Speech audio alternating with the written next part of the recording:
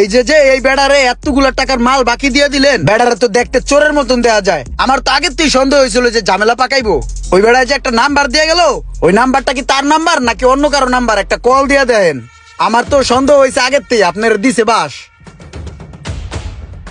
আপনার ডায়ালকৃত নম্বরে এই মুহূর্তে সংযোগ প্রদান করার নাম্বার বন্ধ।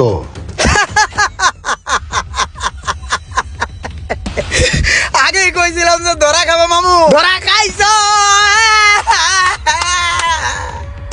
তোমার আমি আগেই কইছিলাম ওই বেটার আমার সন্দেহ হয়, এইভাবে ব্যবসা করো না।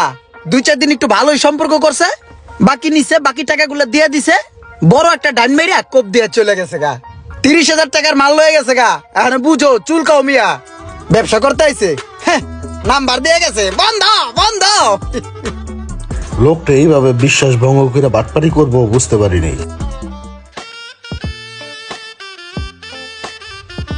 রোমান যে দোকানের লোকেশন দিছে এইটাই তো মনে হয় সেই দোকান। আসসালামু আলাইকুম, আপনি সোহাগ ভাই না? ওয়ালাইকুম আসসালাম। জি। আচ্ছা, আমার ছোট বোন জামাই রোমান আপনার এখান থেকে কিছু মাল সামান আনিছিল, ও আসলে টাকাটা দিয়া যায় নাই। হ ওই বাকি নিছে।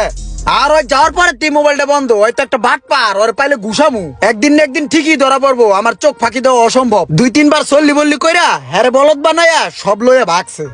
আসলে উনি যে কথাটা বলছে না, এই কথাটা আসলে ঠিক না। ওই দিনকে আমার ছোট বোন জামাই মাল নিয়ে যাওয়ার সময় মনে করেন যে পথে অ্যাক্সিডেন্ট করছে। আর ওই যে মোবাইল বন্ধর কথা বললেন না, ওর মোবাইলটা ভাঙিয়া চুরমার হয়ে গেছে, যার কারণে ওর মোবাইলটা বন্ধ ছিল। আজকে আমি ওই টাকা দেওয়ার জন্য আইছি। এই যে ধরেন, আপনার এখানে পুরা টাকাটা আছে, আপনি বুঝে নেন। আসলে কি ভাই, উনি যাওয়ার পর থেকে ওনার মোবাইলটা বন্ধ ছিল তো, তাই আসলে ও এগুলা বলছে, কিছু মনে করেন না। না আচ্ছা ঠিক আছে, তাহলে ওর জন্য দোয়া করেন। হ্যাঁ, ভালো থাকেন। ওকে। অনেক সময় আমরা মানুষদের যাচাই না করেই খারাপ ভাবি, কিন্তু যাচাই বাছাই না করে তাকে খারাপ ভাবাটা ঠিক না। ভিডিওটি ভালো লাগলে অবশ্যই শেয়ার করে দিবেন প্লিজ।